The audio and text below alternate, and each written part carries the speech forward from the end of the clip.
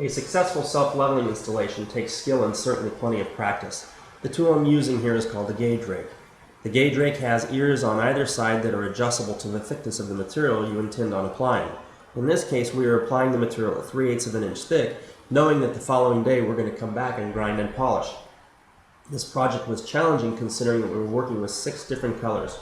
What that means is that we had to strategically pre-pour areas, and then once those areas were dry, several hours later or the next day we would come back with our remaining colors to fill in.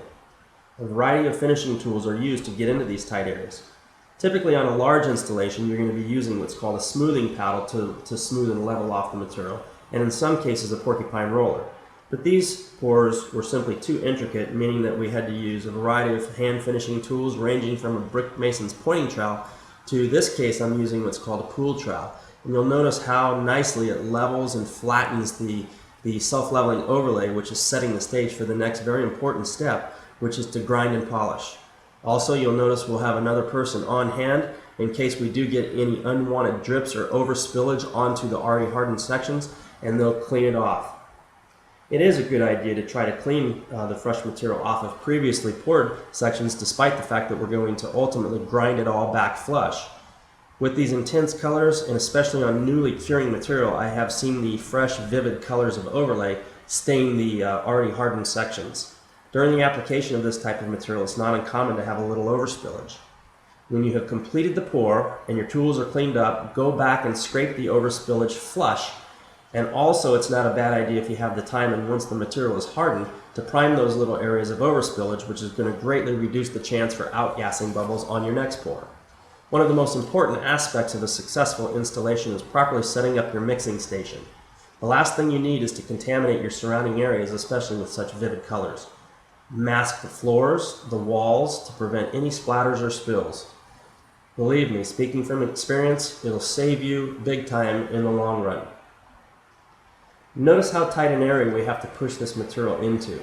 You need to simply push the material into place and let it seek its own level. It's easy to push a big wave of material and have it spill onto the adjoining areas, so be careful. On areas like this, you need to concentrate not only on the task at hand, but thinking about what's happening out at the mixing station. On smaller areas like this, you need to have them stop mixing, allowing you to precisely put the material down. The last thing you need is to have several buckets of full material waiting to be dumped. If the material sets in the bucket, it'll just simply harden up. So the smaller your pours, you need to slow down the pours, which means you got to identify that to the people that are mixing the material. I'm again using a small brick mason's pointer trowel, and I'm simply pushing the material into place, and I'm closely watching where the material gets up against the divider strip. Now this step, it's pretty crucial. This is where I see a lot of people, they'll just push too much material, and all of a sudden you have a big wave of material that's up on the adjoining area, so be careful.